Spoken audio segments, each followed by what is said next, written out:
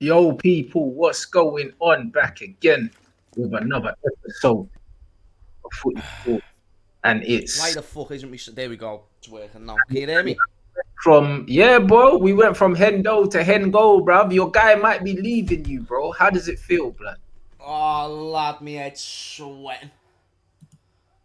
Bro, this weather, man, it's dead, innit? Going on there, everyone, long time no speak. Hendo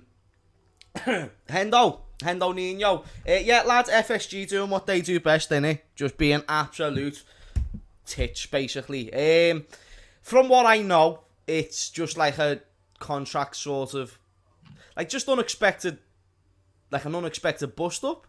It's a little standoff kind of thing. Yeah, do you know what I mean? Like Henderson expected to walk in there, you just get the contract, and FSG right there, nah. And that's why it's sort of kicked off everything. I do think he's going to sign a contract anyway, so I don't think it's anything to worry about. I just don't like even if it's from Henderson's side, I don't like, you know, things coming out about the captain of the club and whatnot, you know what I'm saying, just before the new season, especially when, like, and you know, people say to me, but James, if it's coming from Henderson's side, then why are you pissed? And it's just like, bro, do you know how many people we've got on 2-year contracts? Yeah, it's horrible.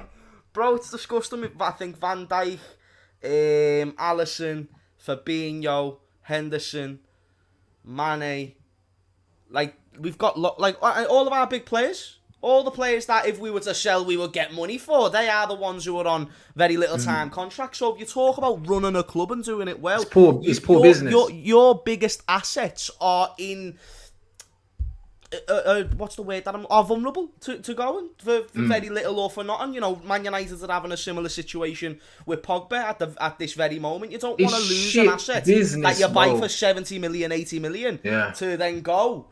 And even like Mane and that, we bought him for what, 35 million. Now if he goes for free, that's a big shame. Losing Gini Wijnaldum for free, that's a big shame, because you can actually make profit there.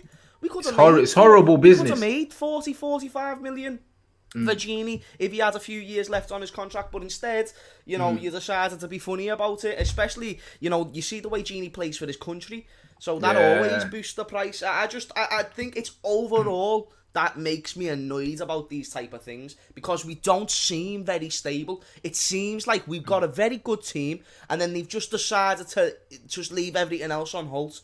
And whether we're winning, we're not buying players, and whether it's a pandemic, we're not buying players. There's always an excuse, and I'm just tired of them, Rants. That's just where I stand. I'm just tired of it, bro. And that's what I mean. Like, I remember on one of our shows a while ago, I said, it's almost like Liverpool got all this success by accident, bro.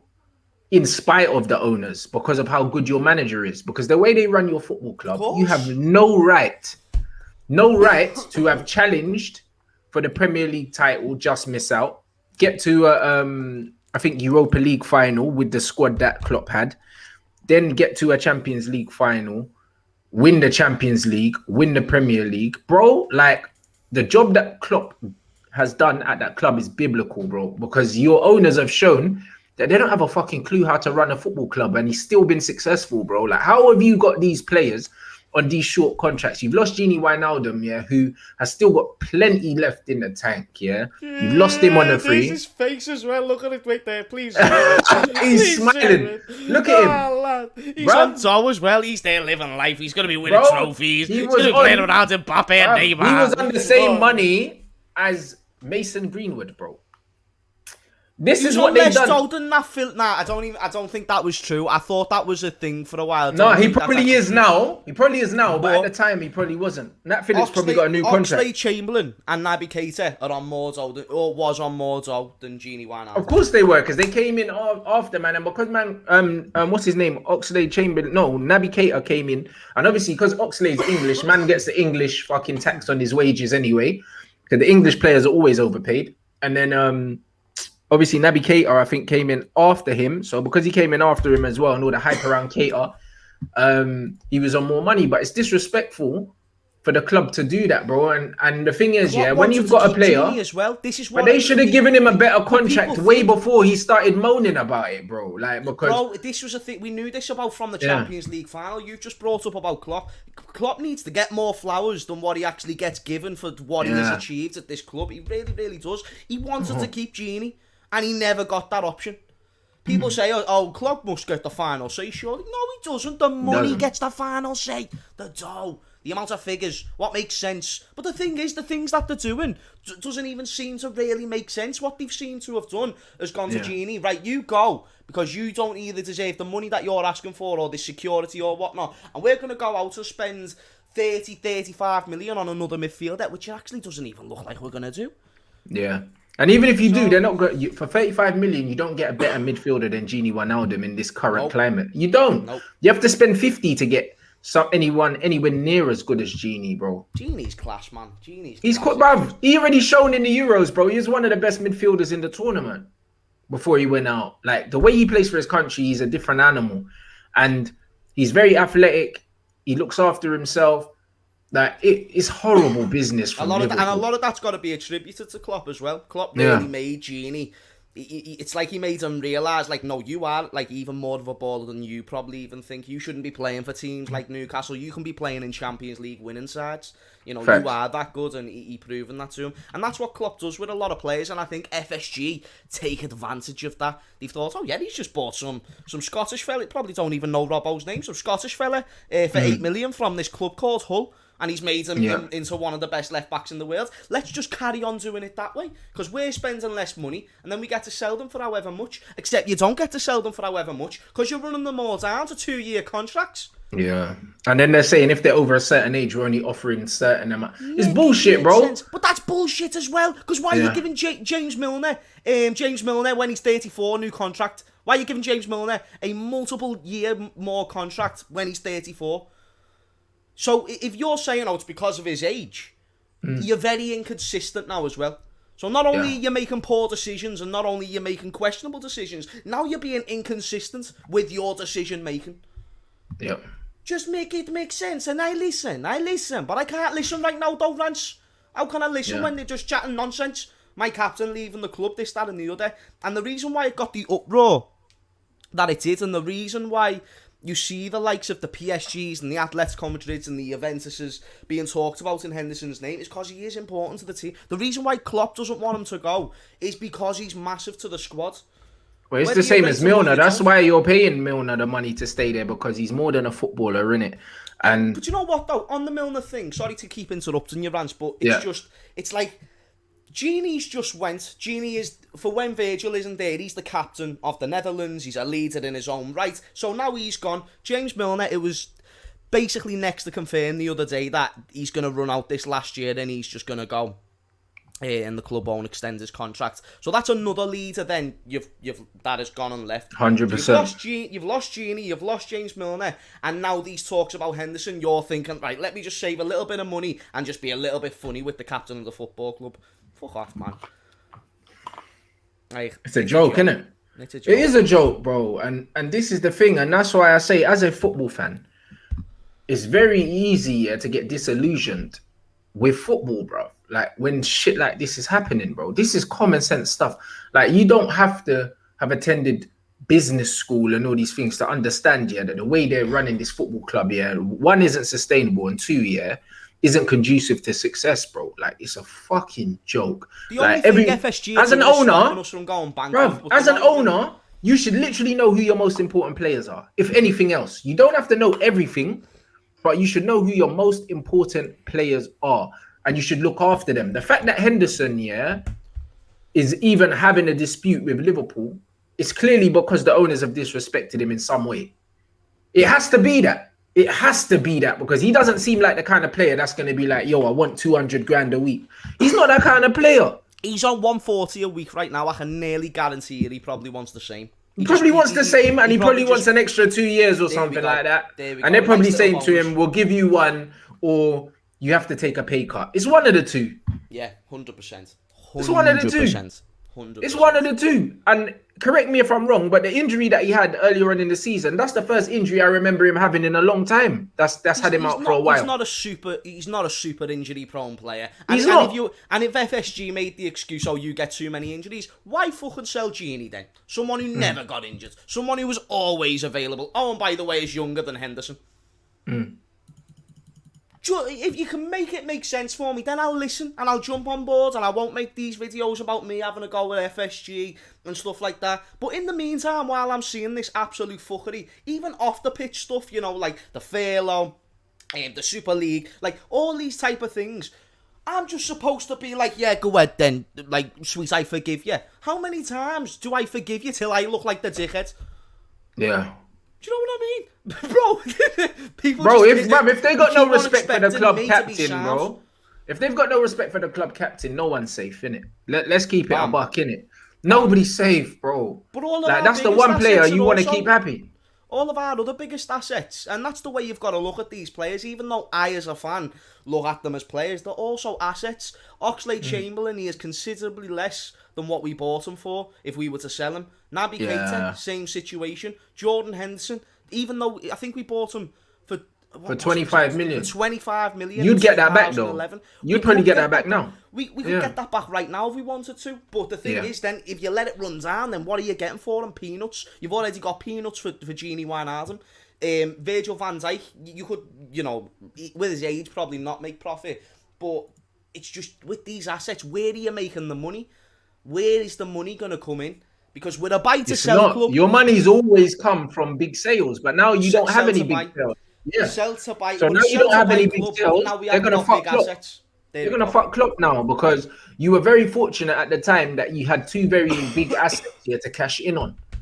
And if I remember correctly, I think your owners inherited those assets, didn't they? Because did those own? I swear it was the owners before that bought Suarez. It wasn't these lot, was it? No, it was these. Was it these lot? Yeah, these lot. How long have they been your owners? 2010, I think, or 2011. Just after Roy Hodgson. No, right. Just as Roy Hodgson. I can't remember, but I know Fernando Torres was an FSG like deal, like when he went to Chelsea. Yeah, okay. So they sold Torres. So from Torres onwards, you got 50 for Torres. Andy Carroll and that. So you got 50 for Torres, and then the Andy Carroll and all of that signings was all under this current regime. Yeah. Yeah. So they've made more bad signings than good signings until Klopp's coming. 100%. Bro, Liverpool fans, fellow Liverpool fans, FSG inners, watching this right now, let's just pause before Klopp came in, because you've actually sometimes got to do that and sort of, you know, they already had 5 years at the club at that point, so 5 years of assessment before Klopp even joins. So post Roy Hodgson for you is Brendan Rodgers. What Kenny other managers? Was just before, I think. Okay, so you got Brendan. Who else? Only Kenny and Brendan. Wow. So that means the Andy Carrolls, obviously Henderson came in around that time. The Morenos, all of that shit is all FSG. Yes. Yeah, man. They've spent some horrible. They spent some bad money, haven't they?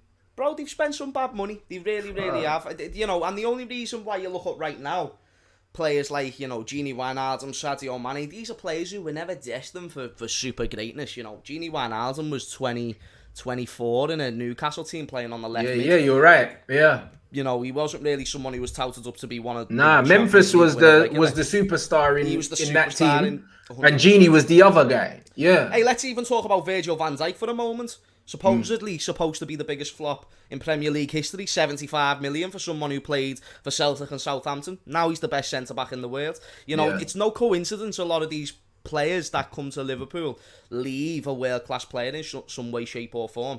Do you get what I'm saying? It's like Klopp uses what they've got already, whether it's personality traits or, you know, physical attributes.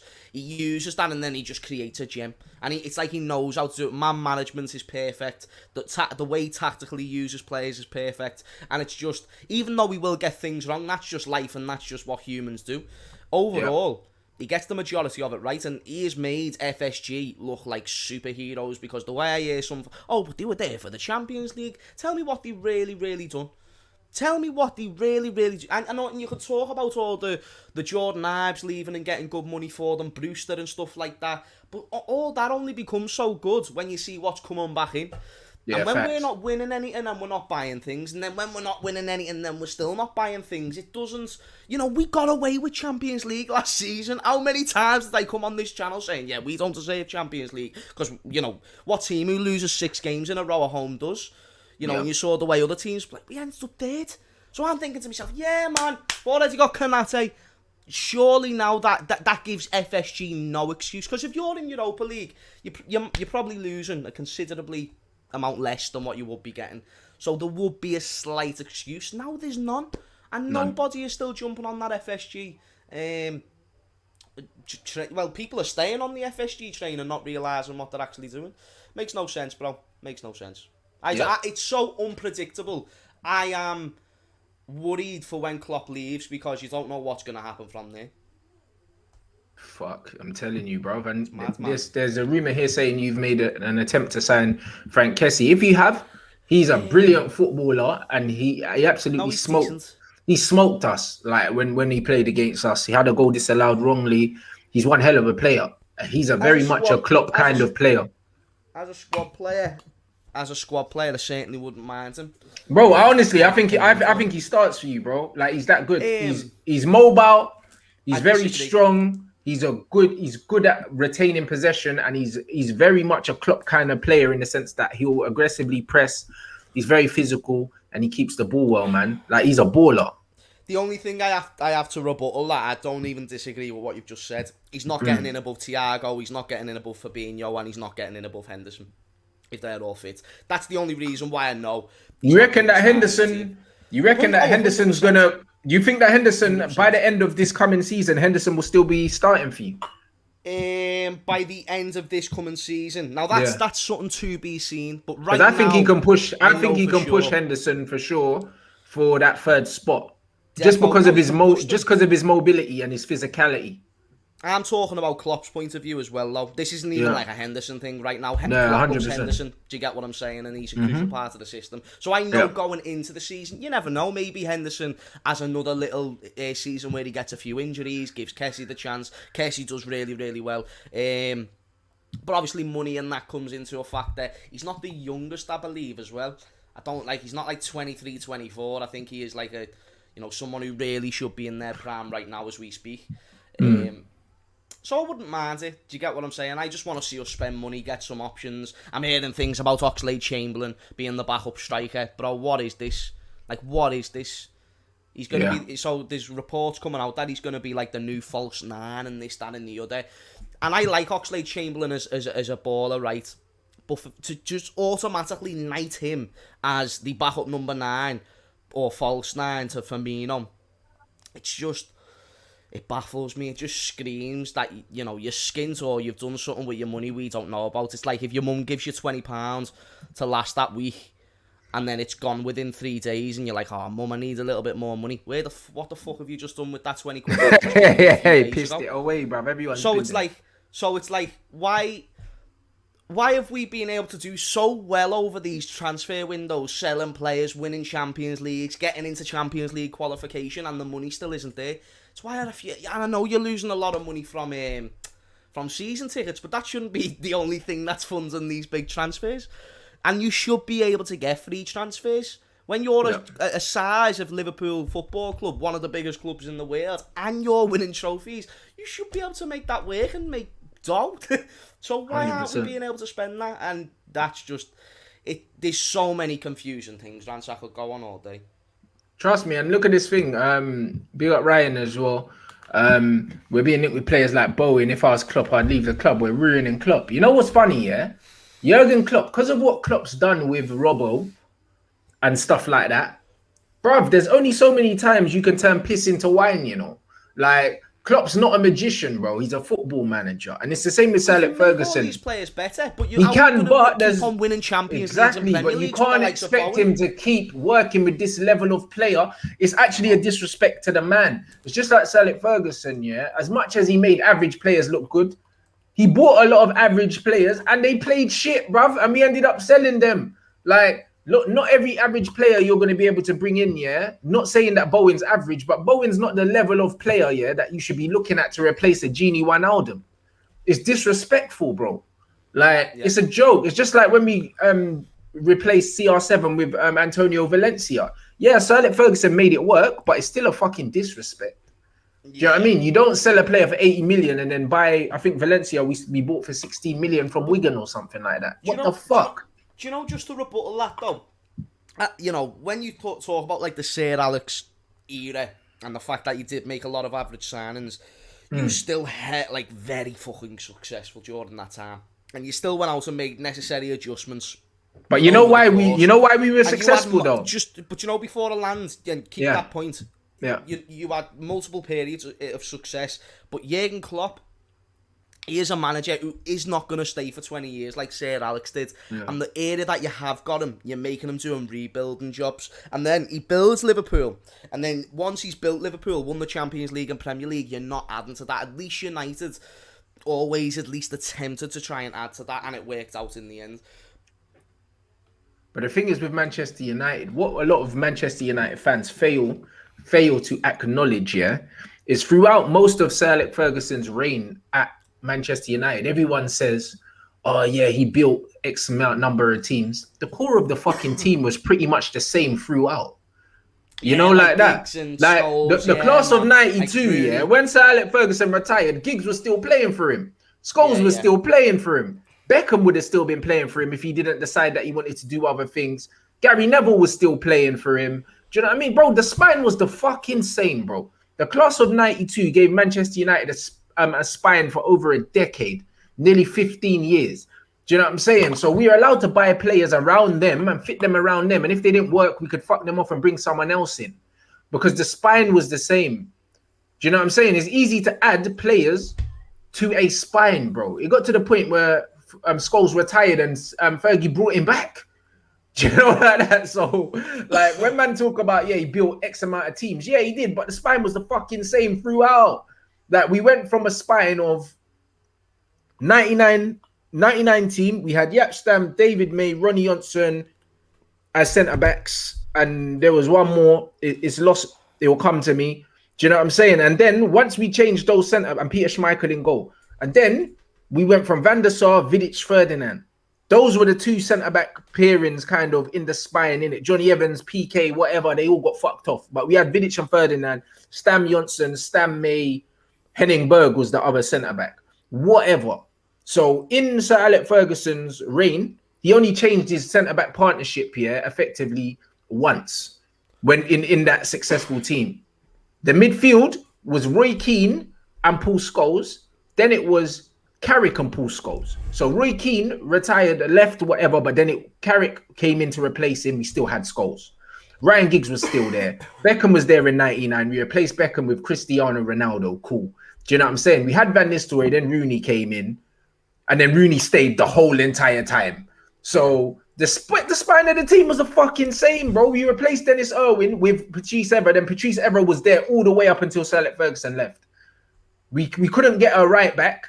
So Fabio came in, whatever. The right back was a problem after Gary Neville, but Gary Neville was there for most of the time. Do you see what I'm saying? So when you look at it, man's spine was the same, bro. Klopp's spine is getting old, bro. Like Henderson is over 30, Genie's over 30, Van Dijk's over 30. Like they need to build his spine, bro. Because if they don't build the spine of his team, everything else is going to fucking crumble, bro. Literally. Yeah, man. That's it. So if you're letting Genie go and then you lose Henderson and Van Dijk's just coming back from an injury, bruv, that's your spine, bro. Do you know what's mad? Yeah. I don't like do you know when people brought up like Kessie before?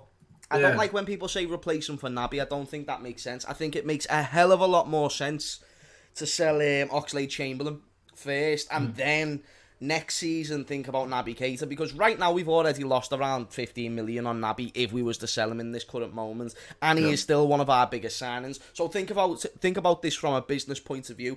Just if, and a very big if we can get a season with a fully fit Naby, one, we've got a good player, and two, we can finally see why the hell Jurgen Klopp bought him. Because remember, Jurgen was saying things like the two midfielders I'd want out of the Bundesliga is Naby Keita and Thiago. And in all fairness, even though it took a long time because you wanted to get them cheaper, he ended up getting them midfielders. So I still have that intrigue of what was or what is Klopp's plan with Naby Keita. Whereas I think Oxlade-Chamberlain is much more outdated. I think he was more of a short-term signing anyway, someone to come in for the there and then and come right into the team and see what can happen. Naby, a very similar thing, but Naby was a huge asset, and actually we got more out of Oxlade-Chamberlain in that first stage of the season. So, now that we've saw how both courses have went, Oxlade's older, he does actually still get more injuries than Naby Keita for what people want to believe, and even though we get less money, Naby Keita still has that chance to build it back. So I wouldn't sell Naby Keita just yet,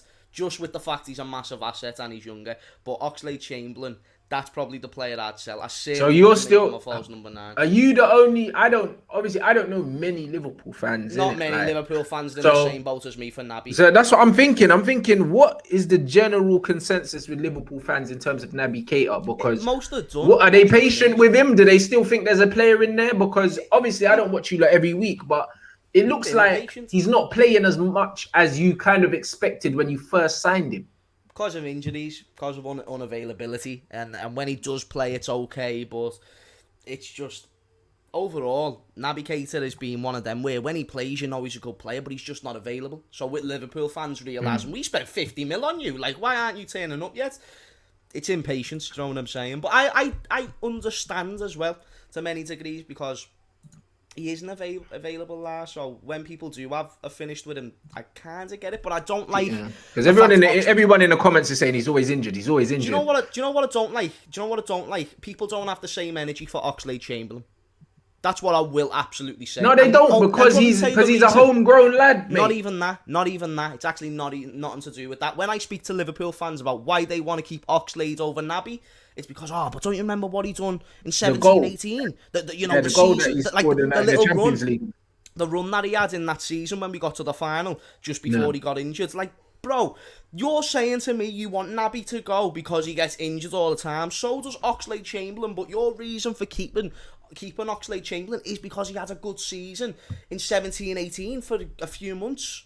Yeah. It's not a good enough excuse. Just because he's done it in Liverpool shit, we know. Bro, his sentiment, innit? His sentiment, bro. It's bullshit, though. Because he's given them more feelings, than Naby Keita, even though Naby Keita is clearly the more talented. Do you know what I mean? And that's what I mean. And that's how United fans are kind of with Anthony Martial. It's like, he's been unlucky with injuries and that. And it's kind of like, his technical level and his actual ceiling is so high. But a lot of players have less patience. A lot of fans have less patience for him because maybe there's less moments that he's given them for them to fall in love with him. Do you know what I'm saying? And that's what it is, bro. That's what a lot of football fans ain't got no fucking objective thinking. Everything's about feelings, isn't it? It's very emotional game. So the players that make them feel a certain way is who they tend to gravitate towards. And that's how people build their cult heroes and shit like that. And most of the time, your cult heroes ain't as good as you fucking think they are, bro. They just made you feel good at one point in your life and you held on to it. Do you know what I mean? And that's kind of what the Oxlade is. Because even I remember the fucking goals he was banging in for you lot in that season before he got injured. He was super unlucky. People were saying he was going to start the final. He was Superman, bro. That season, yeah. Even I was thinking, Oxlade-Chamberlain is a problem. And I was praying for the course or the remainder of his Liverpool career that we could get that Oxlade-Chamberlain back. But when he has been fit, for example, at the end of last season, I think he had a few months to get back into the team. Didn't look that great. He scored a good goal against Burnley at the end of the season. Other than that, I never saw much to where you can definitely be my one of my midfield choices. Do you get what I'm saying? And if we got a good offer, I don't understand why we wouldn't just take it. But I do like Oxlade-Chamberlain as a person and a player, but he's just... Yeah. And I didn't realise Naby cost 60 million as well. So, he was a big money sign. And get on this, we got Naby Keita for, I think, 10 million cheaper because we bought him in the 17-18 season, the same year as Oxlade, but it was a year later that he'd come to the club. So it's like he'd go back out on loan. That was a part of the deal. So he went back out on loan for that year, and then he officially became a Liverpool player in 18-19. So we didn't even get the first year of Naby Keita, and that's why we wanted him cheaper. Yeah. So that's very interesting. I think I'm just intrigued to see what Klopp wants to do with him, but that's it. So all in all, what would be a good window for you? You know what I mean? Good What would be a window good for- window for you? People think I'm asking for a Haaland and Mbappe. Do you want me to tell you all I want this window? Get me a winger and get me a replacement for Gini. Get me a winger and get me a replacement for Gini. Do you know the number 9? I'm actually kind of done with the number 9 because... Who's your second right back? Second right back, here's the thing. It's Nico Williams, but here's my thinking. I've saw James Milner play right back Yeah, he can play there a few for times. sure. And I think as a backup, I do not mind James Milner being my backup right back. When you talk about who we're talking about, which is FSG, let's get them priority signings out the way before we worry about everything else. Not even to mention as well, we've just extended Adrian's contract. Okay? And we can't even extend our captains. That's just another thing that I kind of forgot. What was the point I was making there? I was making a point about something this heat's getting to me, man. About Milner. About what Milner, what would be a good window is what you'd ask me. What would be a good window? And I think a winger, someone to back up Mane and Salah, because we've got Harvey Elliott right now. The links for Harry Wilson to leave is becoming stronger, and Harry Wilson's like 24, so it makes sense to try and get around 15 million for him. Right. So the type of player I'm thinking of is like a Neto. Do you know one of these? But that's what I mean. You know, You've seen like a proper Aston Villa direct linked with your Leon wing. Bailey. Like, I said this yesterday. That's a player I'd take. 30 million, 23 years of age, exciting player. Someone that I actually think Klopp would like. Obviously, I need to see a little bit more of what his work rate is saying. But other than that, he looks like a baller, man. very direct. Do you know what I'm Very direct, saying? you know, someone who's going to be exciting for your team. So someone like a Leon Bailey, perfect player, and then like a Saul or something.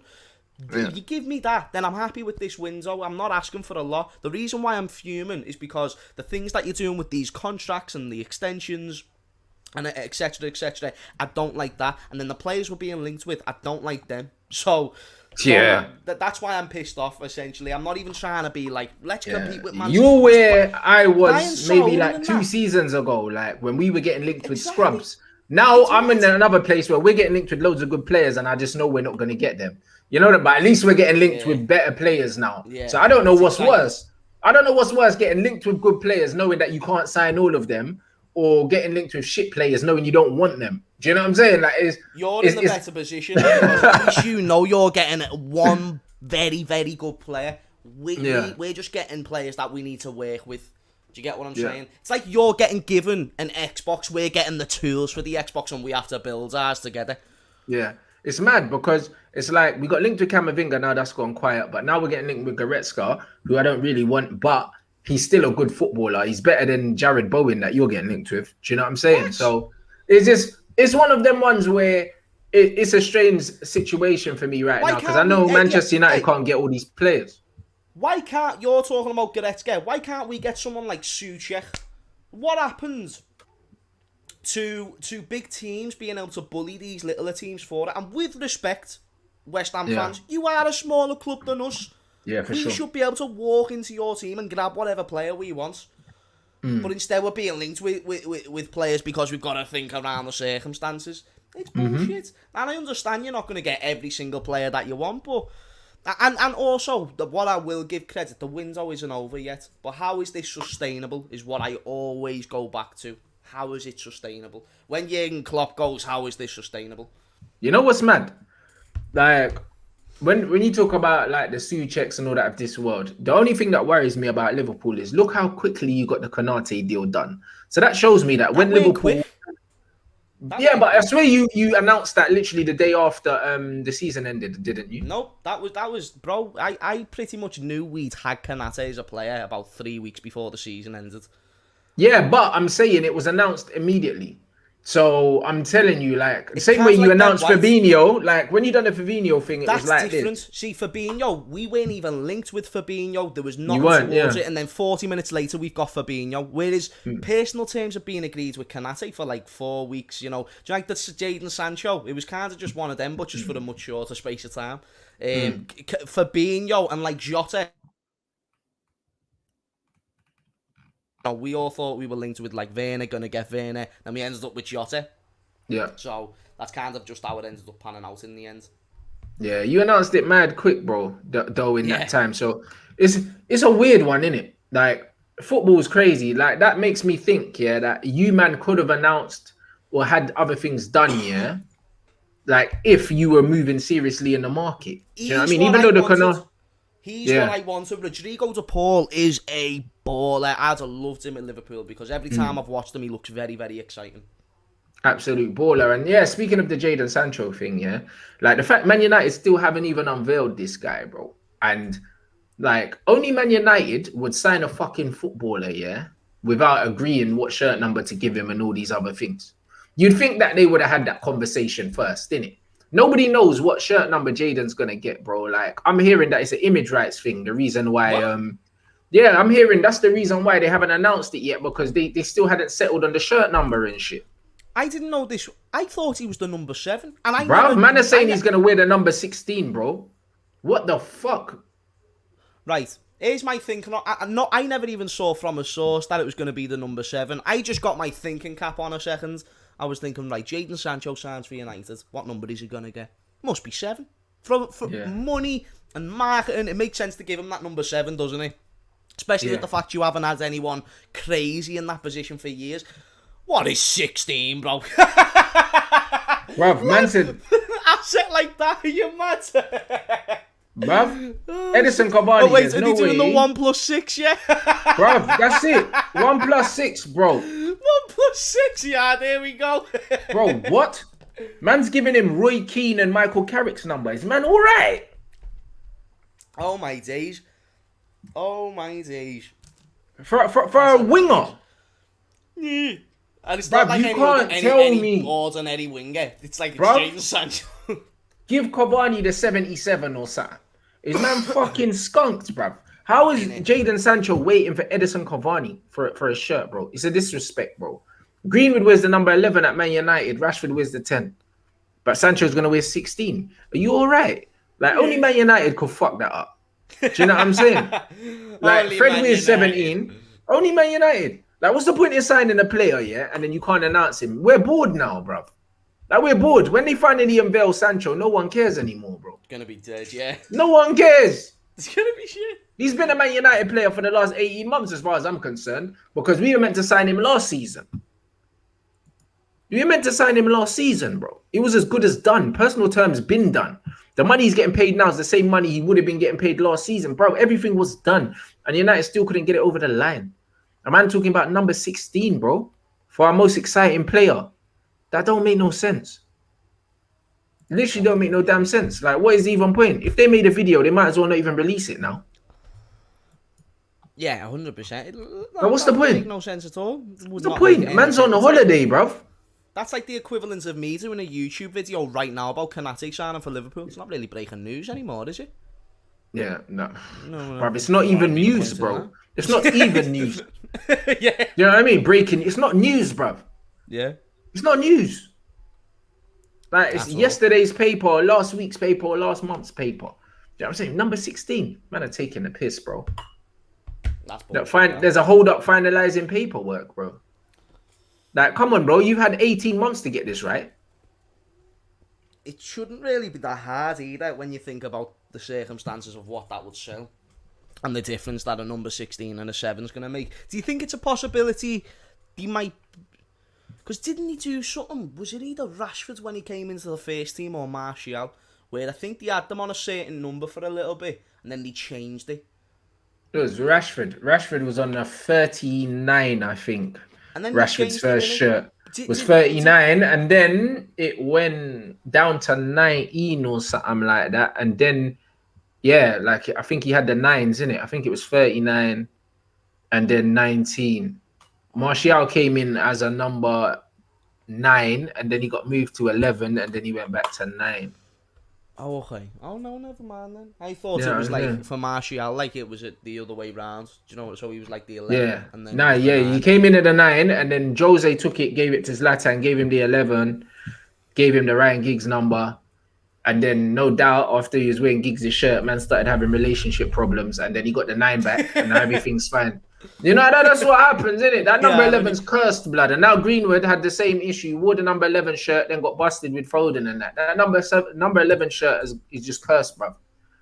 That's just how it is. Number 11 shirt, man. Hey, one sec, bro. I'm just getting a towel. I'm sweating. Yeah, no worries, lad. Do you know what I'm saying? So, yeah, bro, it's all mad. I can't even lie. That's what I'm saying. Zlatan took Martial's number, but Sancho can't take Cavani. So how does that make sense? Like, give Cavani any shirt, bro. He's an old man. He's had his career. You know what I'm saying? His image rights or anything isn't linked to a specific number, or he ain't got a brand that's linked to a specific number. Like, what is man doing, bro? Like, what the hell? It's weird. Like, Cavani should have never got the number 7 shirt in the first place, bro. Like, that's an iconic shirt at Manchester United. And with all due respect to Edison Cavani, he was always coming for a good time, not a long time, bro. Isn't his Instagram like Cavani21 as well? Why Yeah, something like that. With that? I don't know who the number 21 is at Man United. No, I'm saying. Give him 21. Give him. I don't think it'll be anyone that important. I can't remember. Of course it's not. If you're number 20 anything, bruv. You know, like that. Literally, if you ain't got a starting 11 number, yeah, unless you're an icon. Oh, yeah. Oh, it's only Dan James. Oh, it's only Dan James. Yeah, bruv, give him like Dan number James 75, like 55. Bruv, I'd be like, Dan James, you want to be a number 7, have Cavani. number 52, blood. You can be a right winger, innit? Who cares, bro? Innit? Dan James is just happy to be there, bro. Vibes. That's literally it, bruv. Literally. He's here for a party. He's there to say you just play for Manchester United, isn't he? Yeah, I'm a United player. It's a joke. He's there for show-off reasons only. He's like, just there so we can walk up to girls and just be like, yeah, I'm a United player. But I'm sure sometimes he just walks around Manny in his Man United tracksuit, like, just can't believe it. 100%. You know, like that. You know, man, just walk around in a tracksuit, blood. Like anyone in college, bruv. If you used to play ball, you know, man used to walk around college, yeah, in your team tracksuit, yeah, just so the gal know that you played for this team. Like, trust me, man, dude. He's going round saying to people who aren't even giving him any attention, "Hey, do you want a picture?" That's it. He's just 100%. like, hey, do you want a picture? Do you know who I am? 100%. You know, like that. It's proper funny. I think Cavani should go to move Dan James to whatever. Put Cavani as the 21, and then Sancho as the 7. And then I think you've sorted out your problem. Yeah, 100%. And the man is saying, one more year for Mata and then he's a coach. Yeah, I think in his contract, they're trying to keep him on as an ambassador or something, but he doesn't play, innit? One Mata getting a new deal at Man United is a joke. It's actually a joke. He doesn't play, bro.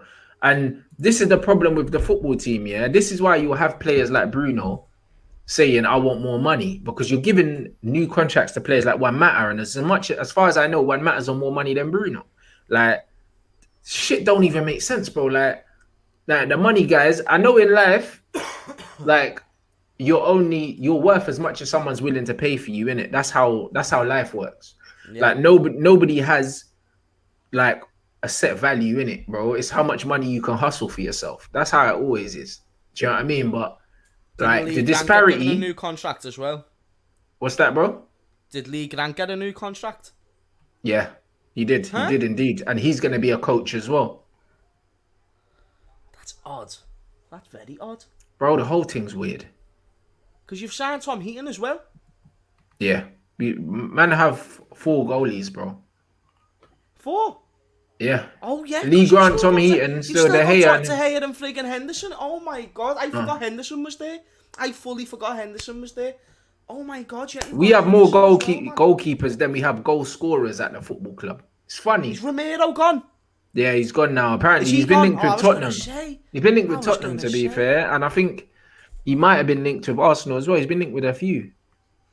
That's crazy, man. I didn't know. I thought. Do you know when you said them 4? I thought Romero was still there for some reason. I was gonna be like, wow, 5 goalkeepers. Nah, that's crazy, that, bro. And then bearing in mind, you'll have whoever's the best goalkeeper in the under-23s, like, ready to basically come through. Do you get what I'm saying? So, yeah, use a stack for that position. Weird the way you've signed Lee Grant on an extension and then went ahead and got Tom Heaton. That's crazy to me. I don't understand that at all. Like, usually, do you know when we sign, like, a bit like Adrian? I never understood that one single bit. But I also know that we don't have any intention of keeping Karius. And Adrian might be just like he might be a good vibes person in the back. Do you know what I mean? He makes people laugh and he just makes people happy. So like he's just there to chill on that type of a wage. I always like to try and find something. Like even Juan Mata, he's someone who like he can in training still help out the team in terms of like, you know, he's a good player. You can test them and stuff.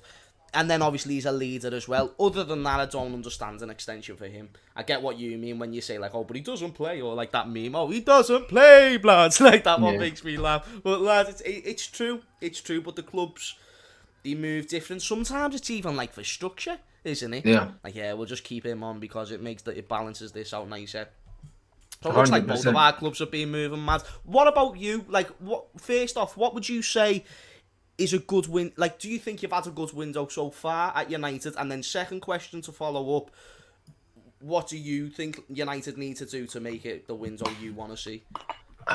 United need a holding midfielder. We haven't been linked with one, innit? Like I've said it before, Manchester United's balance or lack of has been United's biggest weakness. It's not the personnel, because as much as I think certain players aren't good enough, United actually have more quality than their football shows, innit? When you watch them play, like I see good players playing shit, innit? Like, and that's very much down to a lack of system and a lack of balance. Like even this nonsense about, oh, we need to play a double pivot because our defense isn't good enough. That's not true. That is not true at all. We don't need to play a double pivot to hide that defense, because Liverpool played a single pivot, with midfielders at the back, and they still conceded less goals than us. So I don't believe that that's the case at all. It's the lack of balance and the lack of actual good coaching, because your best holding midfielder played centre back for most of the season and you still conceded less goals than us. So all of these lies that Man United fans tell themselves to almost kid themselves into believing that Ole Gunnar Solskjaer is a good football coach, there's actually no grounds for any of this nonsense. There's actually none. So if you're not going to get a better coach, get better players, and get players in positions that you need strengthening. We're getting linked with a right back. We're getting linked to Kieran Trippier. He's better than Wan-Bissaka on the ball. Cool, if you want to get Kieran Trippier. He's like 30. He's 30, but then that means you're admitting that you wasted 50 million on Wan-Bissaka. Good point. Yeah, because that's what you're doing if you're bringing a 30-year-old, because you're not going to bring him in to be number 2 to Wan-Bissaka. No, he's an England international, bro. He starts. Wan-Bissaka can't play for England. So just on that logic alone, he's better than Wan-Bissaka. So why would you bring someone in that's better than Wan-Bissaka to be Wan-Bissaka's understudy? Doesn't make sense. If Trippier comes in, that means Wan-Bissaka's on the bench. That's what that means. So that means you've admitted you've wasted your money, because for that 50-odd million, you don't spend 50 million on a backup right back, let's be honest. You don't do that. So that means you've admitted you fucked up there. No holding midfielder. You've just given Matic a new deal and you don't start him in any games that mean anything.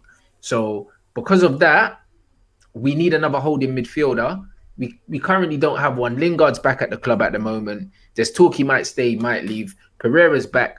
Talk he might stay, he might leave. We only have one holding midfielder and he's over the age of 30 and he's out of favour. So we need to buy one. We're getting linked with all these box-to-box players like Camavinga, like Goretzka. That doesn't solve our problems. So if we go back to playing a McFred double pivot next season, we're fucked. If we go into playing a single pivot without buying a DM, we're fucked also. So we need to sign a defensive midfielder. Will we? I don't think so, because we haven't been linked with anyone. And the only defensive midfielder I think United would probably go for, because it's the obvious one, is Declan Rice. And Declan Rice is going to cost upwards of 60 million. Yep. And we'll have competition from Chelsea. And he'll choose Chelsea over us every day of the week. Every day of the week, because they're in a better position than us in terms to challenge for the title and win the Champions League. And also he's a Chelsea fan and he was there before. So where do we go from there? It doesn't make sense. Plus Pogba's looking like he's on the way out because he's not signing a new deal. So all of those things, they don't fill me with massive confidence that we're going to have a better season than last season. Added to the fact that Jadon Sancho will come and play on the right. And if he is playing with Wan-Bissaka on the right, again, the balance is better, but Wan-Bissaka is a weak link attacking wise. So again, it's still imbalanced no matter which way you look at it, bro. So I think we genuinely probably need an attacking right back to complement Jadon. We also need a defensive midfielder. And I'd be happy with just those two players, to be honest. Like, I don't think we need, as much as Varane would be great if we get a centre back in. I don't think a centre back is more important than a holding midfielder. 100%. I don't, because I believe that we can challenge for the league with Maguire and Bailly, or Maguire and Lindelof. We can, because why can't we, bro? Like, you play 2 midfielders at centre back and you still finish 3rd, bro. So, like, what the fuck? You know what I mean? I don't know why people think that you need 11 world-class players to win a title when you guys have already showed that you don't. No, 100%. 100%. Midfield wins the game for you. It wins the game. It's literally the thing that keeps the attack and the defence together. You need that to win the game of football. Liverpool, when we bought Fabinho, that's when I was thinking, yeah, man. Because we just bought someone who can dominate the fuck out of the midfield. He'll just bully you. And he's good on the ball. He's good on the ball, and you can bully people, then you'll do alright in the Premier League. And Fabinho's got all them things in abundance. He's versatile. He's good at set pieces. Like, when we bought him, I was thinking, yeah, this is a serious signing. Like, I'll put that up there with some of the best signings in the world, and especially with the fact it was only 40 million. So if you can get yourself that type of a player, someone who's decent on the ball and also can control games, can sit in that holding role and just kind of let everyone else do their thing, bro, you've got yourself a serious United team next season. But the thing that I think is more likely, even if you buy a midfielder, is just a pivot midfield. Yeah. 2-man midfield. Like say if you buy like a Ruben Neves or someone like that, he'll sit there with Pogba, McTominay or Fred or someone along those lines. You get what I'm saying? Yeah. I think that's probably the way it'll go. Or I think possibly you'll wait to buy a midfielder until you sell Paul Pogba. Yeah, I think Paul Pogba leaves. That's why we're testing the water for Goretzka. You're not even looking to add to your midfield. You're looking on replacing a player. But Paul Pogba, we don't need to replace Paul Pogba, because Paul Pogba is an attacking midfielder, yeah? And we already have Bruno and Van der Beek who doesn't play. So balance the team out instead of replacing him, because you can't replace him like for like. It's impossible. There's not another Paul Pogba on planet Earth. 100%, but the way United see Paul Pogba is a holding DM. Ruben Neves is also a holding DM. So even though Paul Pogba is 3 times the player Ruben Neves is, they're just going to say Ruben Neves, bit of Premier League experience, can score a long shot, can play in the holding role, he can replace Pogba nicely, he's only 35 million. Like, that's what I mean. Of course, no one's going to buy Pogba, and what you should do is what you've just said. Complement a player like that with a few players to be excited about, like a Camavinga and someone else. Why don't you get Camavinga and then someone for, like, right now? Do you get what I mean? Like, something along those lines. And that's how you replace Pogba. If you want to replace Pogba, you need to get a young Camavinga box to box, and then also you probably need to get a holding midfielder as well. You probably need to replace him with 2 players, or you need to replace him with a Basuma and, do you know what I mean? And an Ndidi or whatever. Like, you need to replace him with 2 players. You can't replace him with 1. Yeah. And this is the problem with the thought process. Getting rid of Pogba, then replacing him with Goretzka. You've literally just downgraded a box-to-box midfielder, and you still haven't addressed the actual problem of the lack of balance. Yeah. This is the absolute problem with a lot of football fans, innit? They want name for name, innit? They're like, oh, big name goes out, must bring a big name in. But forgetting that when Real Madrid got rid of Claude Makelele because he wasn't the Galactico, they struggled after that because he was the cog that was keeping them all together. He was the balance in that team. And this is a problem. Like, it's not just about replacing a name for a name. Yeah. And that's what a lot of football fans will learn the bloody hard way, innit? When Manchester United lose Paul Pogba, they'll actually understand that Paul Pogba had Manchester United performing above the level it should have been, for a long time. Because he was literally bringing the team up 2 levels just being on the pitch, even when he wasn't having a great game. And that's just what it is, unfortunately, man. So we'll see, innit, guys?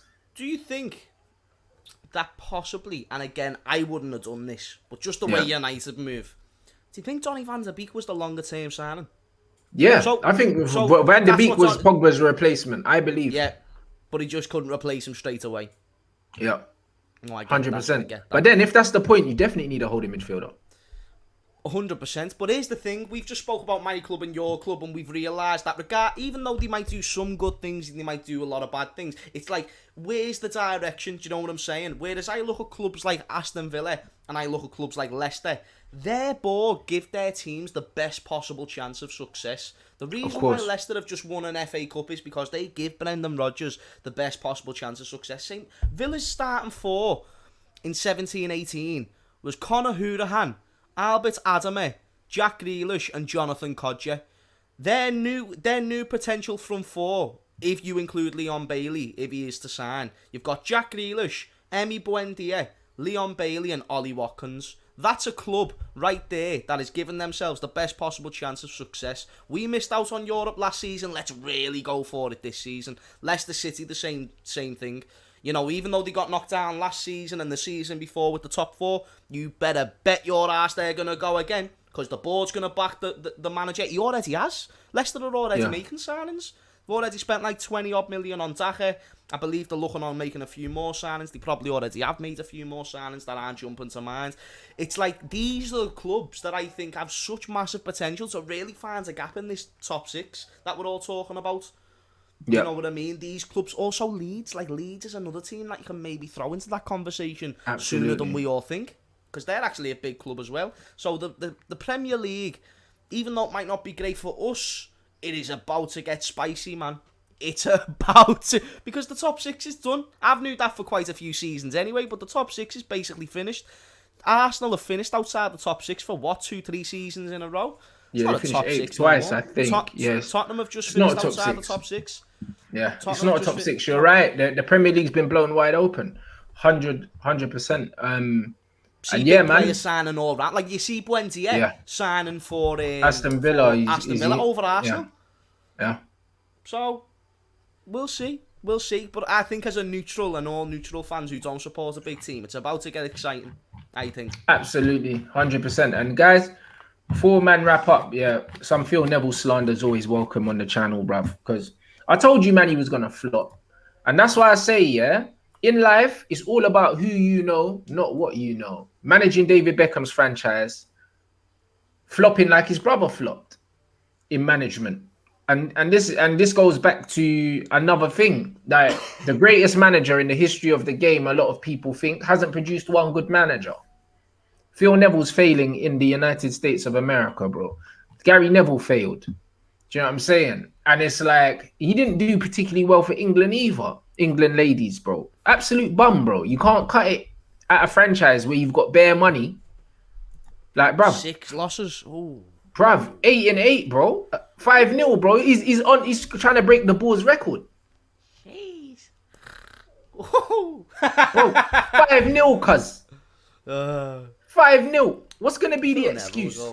Phil Neville's one of them. He's highly rated by Everton fans, so I laugh. Listen, that geezer, like, bruv, it's literally one of them ones where, you know, the dad's son plays right back, innit? At most Sunday league teams. Like, the coach's son, innit? The coach's son plays right back. Get him in a position where he can just do a job. It. Yeah. Man's got Copa Monday hours on, black boots and that. Do you know what I'm saying? He's got his shirt tucked into his fucking underpants. Yeah. And he's shit, bruv. Yeah. That's Phil Neville.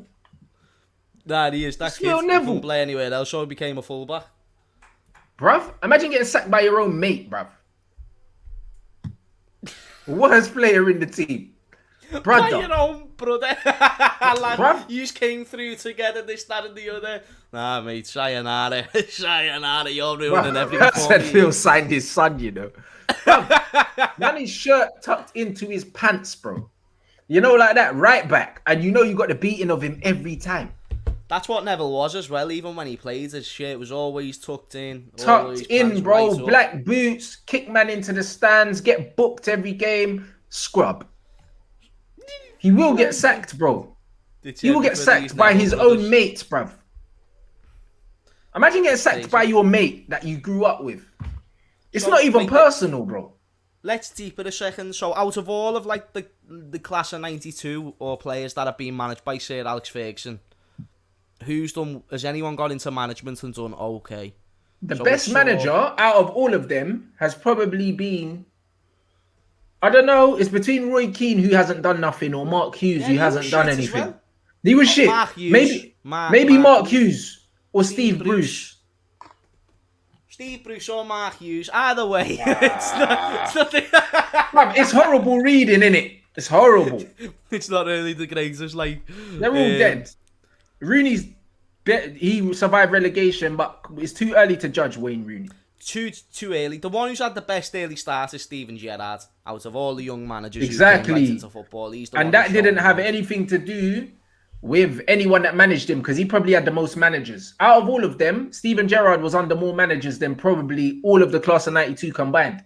Yeah, Gerrard, Houllier, Rafa Benitez, Kenny Dalglish, Roy Hodgson, everyone. Rodgers. Yeah. And if you think about all them managers, you've got Roy Hodgson, an English manager who's been around for a long time. You've got Brendan Rodgers, who's a younger, more British manager. You've got Gerard Houllier, who's just completely different type of class. Rafa Benitez, different type of class. Like, he's had many different type of managers, so you can take that in. And he didn't even get along with Rafa Benitez. It's one thing that's known. When Rafa was at the club, them two didn't get along, but Gerrard knew what he had to do and Rafa knew what he wanted from Gerrard. So when two people know what makes good business, they just agree to disagree on certain things and they just get on with it. And it worked out in the end, and it turns out it's working out for his managerial career because he's smashing it. Absolutely, bro. And you know what it is with Steven Gerrard, yeah? Like, the one thing I like about Steven Gerrard is he manages how he plays football, innit? You can tell. Like, in some of the press conferences, he'll literally just be like, you know what? This wasn't good enough. This player knows it wasn't fucking good enough. And that's it, innit? Like, and he lays it on the table. And he plays football like that. You can see when he was playing, when certain players weren't playing well, if someone was playing 10% below, he would play 10% more. Mm-hmm. And he would pick up their slack. And he would let them know that, listen, I'm doing your fucking work for you, mate. Do you know? But he's still going to do it. Do you know what I'm saying? And that's how he manages. He's like, you know what? You know this ain't good enough. You're letting the team down. Pick it up or you're not playing, bro. Like, that's just how he plays, innit? There's never any excuses. Yeah. You know what I'm saying? It's not, oh, yeah, we've had injuries or this, that, or the referee. Nah, bro. Like, he takes accountability, innit? And as a footballer, he took accountability at all times. Like, Phil Neville's got the highest wage bill in the league, bro. Man's losing games. Yeah. He's losing games, bro. Who are you going to blame? Nah, the money. Highest wage bill usually means you've got the best players that money can buy and you're still shit. Like, what is going on? And that's why I say you can't give a shit builder new tools and expect him to build a great fucking house. Because the house will only be as good as the builder, not the tools used. And that's just what it is. You got Phil Neville building a fucking house in Miami. He's never built a house before. Trying to build a house and ends up with a shed. He's a fucking butcher building a house, innit? You're not going to go into the butchers and say, mate, you want to build a house? Not a butcher. He's a dog walker building a house. He's just a dog walker. It's horrible, innit? Fuck, He's supposed to take dogs on leads. He's not supposed to be getting hammers on nails. I'll tell you that for free. Bro, it's a joke, innit? You know what I mean? It's an absolute man joke. Like Phil, you know. Man like Phil. You know what I mean? Phil Neville. Do you know what I mean? Hell, Phil. Like, oh, it's horrible, innit? Like, it's fucking horrible. It's let's be honest, innit? Like, it's a joke. And where'd you go from there? Because if you fail in America, like, because it's him, he'll come back and he'll get another job. But he shouldn't, bro. He's finished. He's finished, bro. He's finished. He's done just like the way his brother's finished, he's finished. That's it. He'll be going back to back with his brother. Do you know what I mean? With the highlighter pen on Monday Night Football, mate. That's all it would be. Yeah. Someone's just said a good point there as well. The reason why we might have saw the likes of Frank Lampard fail as a manager is probably because he just went right into it, and Gerrard actually came to Liverpool's youth team first and built himself up type of thing, and then went on to go ahead and take a first team role. He's also got he's very, very good at choosing the coaching staff, because Rangers fans give a lot of credit to the assistant manager. I think his name... Oh, what's his name, bro? I can't remember his name, but the assistant manager is supposed to be really fucking good as well. Bro, it's the most important thing you ever do is who you bring with you. 100%. Which is why, Pochettino, when he went to PSG, he took a pay cut. He took a pay cut, to make sure, that he could get his coaching staff in because he knows that you're only as good as the people around you. He knows that. And when you look at Mourinho's career since he lost Rui Faria, it tells you, bro, your number 2 is super important and your coaching staff is 100%. super important. Don't underestimate that. Yeah, defo. Someone's just said it's not Gary McAllister. I don't think it's... Is it him? I swear there's someone else at the club. No, McAllister might be his assistant. However, he'll have a coach. Yeah, like a coach as well. I swear there's someone else who's like the brains behind the operation. Yeah. But you're right, lads. It's, you know, you need more than just yourself. The managerial job is such a big thing. You've got so many players to worry about. You need to make sure you have the right characters around you to sort out situations that you might not be able to because you're occupied with other things. You don't want to be choosing just bellends to be doing your work for you. You want to make sure, like, yeah, if you hired an editor, you want to make sure they know how to edit your videos, don't you? You want to make sure that they do it at a top quality job. They don't leave any bits in the video that you wouldn't leave in there yourself. You want them to be educated. You want them to know the surroundings. It looks like that's what Gerrard's done, which is great to see. But, mate, yeah, that's it. Beale, that's who I'm on about. Yeah. Man like Beale.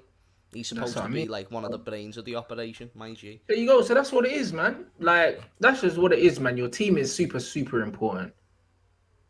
And there you go. Look at that. There we go. He was head of Liverpool's youth coaching before leaving. Exactly, because Steven Gerrard gets it. He gets it.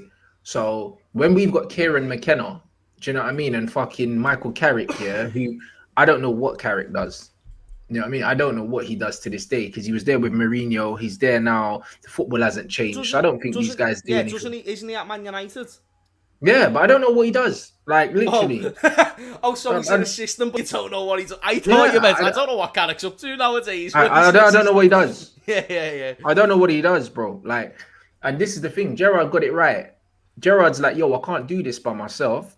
You know what I'm saying? This is important. I need to have someone around me that understands what I'm trying to do and can pull in the same direction, innit? And he's done that. No surprise, the success has come with that. And he's had the money as well. The difference is Phil Neville's got the money. Straw and stick, man. That's it. So Neville's got probably more money to spend than Carrick because of the franchise. I mean, no, they're more than Gerrard because of the franchise, and yet he's failing, bro. And that's what it tells you, yeah? It's not just about the manager, it's also about the backroom staff as well. You know what I mean? I wouldn't be surprised if Neville hired one of his mates to be out there with him because that's what these 92 guys are doing right now. That's what Solskjaer's doing. Exactly. Basically. Getting your mates in. Oh, this new set piece manager we've got. Oh, yeah, he knows Kieran McKenna from Loughborough. Let's get him in. That's it. Not the best man for the job, you know. Oh, he just knows my man. Fuck all this, bruv. It's not like Gerrard's going out and saying to Jamie Carragher, hey, lad, should we get the boys back together and start managing this team? You know, like that. Get the fucking white boots out and that. Do you know what I mean? Throwback Thursday and you know what I mean? What the fuck is this? I don't really know, bro. It's a proper football club and you're there trying to just get ex-footballers to try and run it for you. That's never made sense to me with Manchester United, and that's what I hope Liverpool don't do. And it's probably...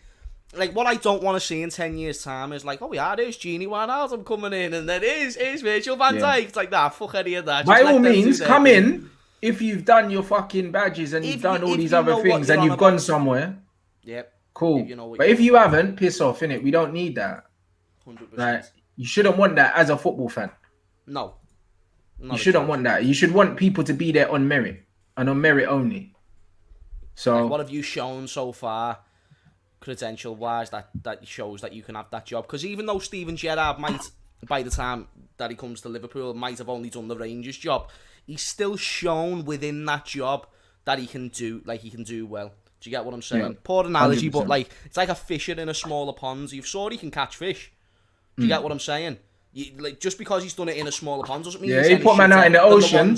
It doesn't mean that he's doing any shitter in the bigger ponds or the bigger ocean, like you've just said. So.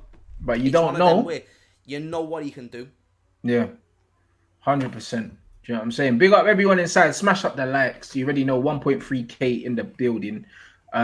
Make sure you subscribe to James Redmond TV. The link is in the title as usual. You already know what it is.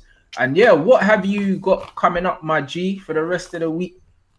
Redmond roundups. Nah, actually, I'm doing what am I doing tomorrow? I swear there's a game tomorrow. 5:15. Liverpool versus Mainz, Klopp's former club. So that's I'm gonna be doing a watch along to that. So if you want to tune in, by all means, go for it. And today there might be a Redmond roundup out later, but I'm not too sure. But either way, subscribe, people. Content coming out my ass. That's what I'm saying. You guys, make sure you do that. As usual, like if you're London-based, guys, my big league decider is on Sunday. Haringey Football Club. Do you know what I'm saying? It's my time to bring it home, bruv.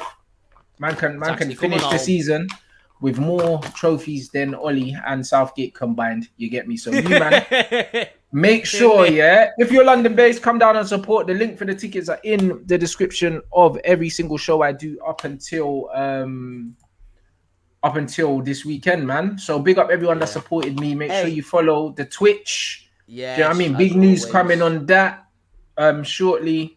Got one more meeting. Guys asking me where I got the top from. It's discontinued, innit? It's old, innit? It's a Somerset Fresh Ego kid, but this is years ago. Like, I've had this for years. I think this is 3 years old and it's been discontinued, so you can't get it anymore. Smart. Wow, like these flies coming in my face, man. Do you know what I mean? Bro. That's the one thing I hate about the sun. It's literally the flies, bro. And then people be like, "Oh, do you want to go out eat outside?" Are you fucking mad, bro? Do you know like that nighttime? Do you know at nighttime when like all the moths and shit start flying and they look like little bats? There was one yesterday. It was the size of my fucking face, bro. I was thinking to myself. People are asking me as well about energy with Saeed and X. That's not tonight because the boys are busy, but there should be an episode of that on the weekend, so be sure to keep an eye out on it. But it will be back at the very least next Thursday, so keep an eye out on that, people. Great show again, bro. As always, gang business. You already know what it is. Big up everyone. Mad love. Yes, there is a Red Talk this evening. I'm gonna shout at the boys and see what time. It's gonna be probably 8 o'clock. I'm going physio now, and then because I want to try play some futsal on Saturday. I didn't play last week, so I'm going physio now. Show's probably going to be 7 or 8 o'clock, so look out for it, but probably 8. Do you know what I mean? So big up everyone inside. Back again definitely for Red Talk with the gang tonight, people.